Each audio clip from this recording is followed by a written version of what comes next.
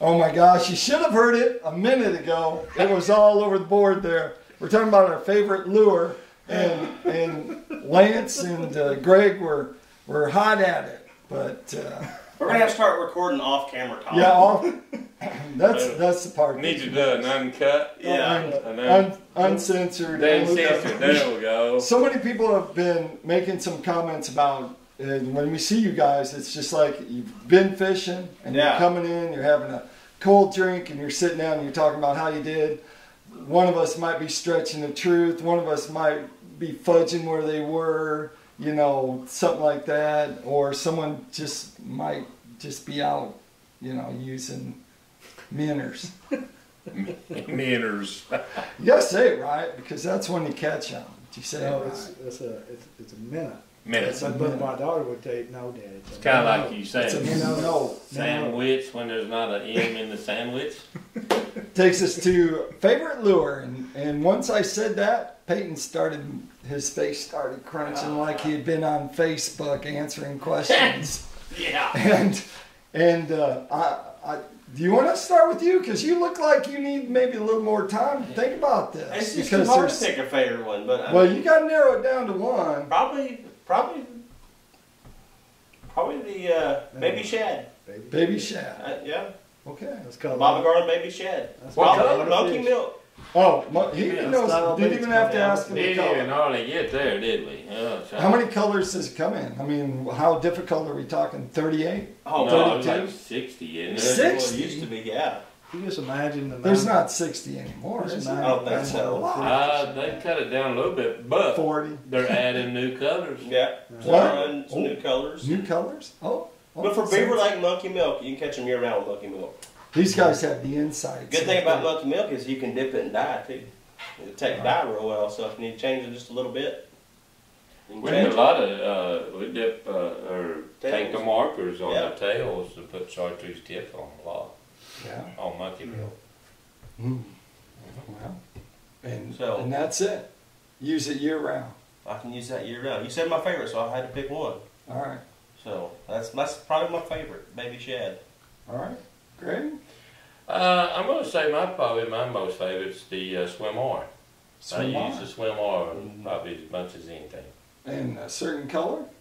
If I do use monkey milk a lot on it. If I don't use monkey milk, I use the blue ice or the straight pearl white or glacier. Glacier, yeah. You like glacier, yeah. Yeah, I like glacier. But a lot of it's just the blue ice, and probably my favorite. So I like the pointer shad, and they have a ghost shad pattern that's real good, but they also have something called Blue Storm, and Blue Storm has a chartreuse tail. With the blue in it. Yeah, and that just year round. If I don't know what they're in the blue ice and that what you're talking, it's got the white kind of a pearl with a blue back, but it's a light. It's like a light blue back with little strips of flake in it. Yeah. We're going to ask you what your favorite lure is. Silver bullet. Silver bullet. There we go. And it's, do they come in 16 ounces or? That's how long. How many inches? How long not is how many that? ounces. If you had to use a jig, though. if I had to use jigs. But you do use jigs with your minnows. So. I use jigs. You know, I like to keep it old school, just the old tube jig. Yeah. But 2 inch or inch and a quarter? I like the inch and a quarter one. Okay. That's just my own. I don't like big profile. But I still tip it with the minnow. And what's the main color you use? I like red and white. Yeah. Red and white. Red and white, yeah. Yellow and white's up there too. Remember when tube jigs is all we had? I mean, that's what I mean. Tackle box. They had like the smoke and the black chartreuse and the red chartreuse. How many crappie have seen the end of those? Yeah. You had that one in green. You never could find it. Remember that? Yeah. What was that? It had a red tip and like a lime green and a chartreuse tail. I caught the crap out of it. I mean, you could not find that thing on the market. When I first started shooting docks, I used those. Then I discovered Bobby Garland, and it was all history from there. Yeah, it's amazing that what we used to use for lures. Yeah, you can open up a grandpa's tackle box with tube jigs in it. Still use them now. It's like they don't rot. There's companies out there. That's but now that thing too. That's another thing that's so interesting now too is not necessarily just the companies, the lures. I mean, not one particular company, but now you can take and you know, you can take a handful of different color baits, all the same bait, different colors and everything, throw them in a bag, go fishing, pick one up, fish, and they don't mix and blend. But used to, you take them old tube baits and worms, and you put them in your tackle box, and they start melting the trays and sticking to the box, or the colors would blend together. You remember that? Oh, I remember that. Oh, I remember my grandpa. He had something like that. There was tube jigs and they were red. He only had 5 of them because they bled. Right. With his worms. He wouldn't share them all day. This guy just beating me and Ken to death with them things. It's like, go get one of them. Nope, only got 4 left now. I got 4 left. When someone gets in your boat and they go to fishing, do you always give them the color that the fish are biting, or sometimes do you give them a color that they're not biting on, and thinking that I'm going to fish the better color to see how they are, like first fish of the day, so that way you're like, if they catch one, it means they're really biting on it, but if I catch one, then that assures me to use the same color. When is your, like, I guess the question is, when do you know when to change? When do you know when to say, don't use a tube, just use a minnow? If I start out with 2 customers, I have 2 customers, and we start out, I have 3 different colors on, most generally. And whether I'm trying to help them find the color or what, but once we get dialed in and we start to catch more than 2 or 3 fish real quick on one color, then we switch to that color or that style of bait. I let the fish tell me what they want, because that watercolor. If I knew when I started out that this is going to be the color, that's what I'll start out with, and that's what we'll fish with. Yeah. But if we need to change, because one spring the water was crystal clear, and they wanted an orange head. You could see it 6 miles away underwater. And they just hammered. You put something else out there for clear water, they wouldn't touch it. That was. They come clear across the screen. Wow. Hammered. Let's see, it was in February. Yeah. It was in February. We was up White River, Payton and I fishing. We fished 2 days in a row, and we started on that one day, and it had to be a habanero, what they call a habanero herring jig. Yeah. Orange head, black neck, and chartreuse spring tail. water-colored water. It's clear. Yeah, spring water, just crystal clear. Crystal clear. And it's cold as ever. You can see the fish come up from 5 foot deep. We literally had our 30 fish in an hour and 15 minutes. We was at Granny, or T&T eating breakfast at 8:30. People are like, they're just getting out of bed. And, it's still sun's still melting the frost. We went the next day thinking that was going to be the bite, and it switched. It was the, what do they call that one? It is another hair jig from Reuben. But it was blue head. But it's blue with a kind of a bluish Christmas tree neck and a chartreuse tail. It's the craziest thing. So you don't never know. Yeah. How about on yours? When do you know when that tube, having a tube on, just isn't working? Oh, I just can't catch it. I ain't catching on it. I'll just take it. How long will you go between bites before you start panicking? Oh, before you start grabbing the minnows out and chewing on them? I mean, I still put minnow on the jig. Yeah. You know, but I mean, a lot of times, I mean, they just won't bite it, and I'll just go ahead and yank the jig off, and then I'll just leave the jig in. Let it blow it in. Yeah, and just replace. I mean, if they're not hitting it, I just pull it off. But a lot of times they're like, I mean, sometimes you can just pull the jig head off, and it's all the difference in the world just having the plain jig head with the chartreuse head on it with the minnow. They'll hit that better than the plain minnow hook. Right. You know? This year's been whiteheads for me. Well, I was going to say, I was fixing to say a while ago on our plastics, Used to, I would be comfortable with saying my best color to use on the jig head would be silver or no paint at all. Yeah. And then the last year and a half, use white of all things. Yeah, I started using white this year a lot, and they were just they loved it, and they wouldn't touch the silver. Now this year I noticed. Last year we used the white, but this year the Moglo white made a difference. Now why? I mean, we used the Bobby Golden Moglo white jig head. Still using it. Last time we fished, we used it. So it's crazy. It made a difference. Something about that glow, especially if you charge it in the screen first thing in the morning.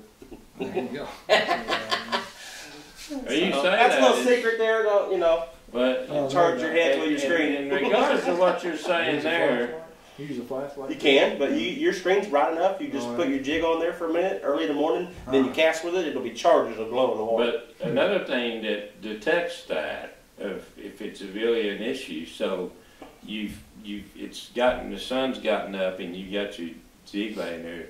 Say you decided you changed the color, you know, from a murky milk to a blue ice. It's not always that color. That jig's been laying there in the sun for the last 30, 40 minutes. Charge it up, and you drop this one and pick that one up and bam, bam, bam, you catch 3 or 4 just real quick. And then now the bite's getting slower. So is it the color of the jig or is it the jig head? Take that jig head and let it get, just hold it, just let the sun shine on it for 10 seconds. Dog her back in the water, and now start hitting again. It's crazy. It really is. It puts a halo around the bait. And the bait, the Mogo baits are the same way. Yeah. Because we got the glow monkey milk now. I think it puts a halo around the bait in the water, and that gives it a bigger profile. Yeah. They can spot it a little easier. Because how many fish this year come up? I mean, and they just missed it. Yeah. They go down, and they come back again, and then miss it. It's like the sun's getting in their eyes and they can't see when they're looking up. That's what I kept saying. It's I pretty said, amazing.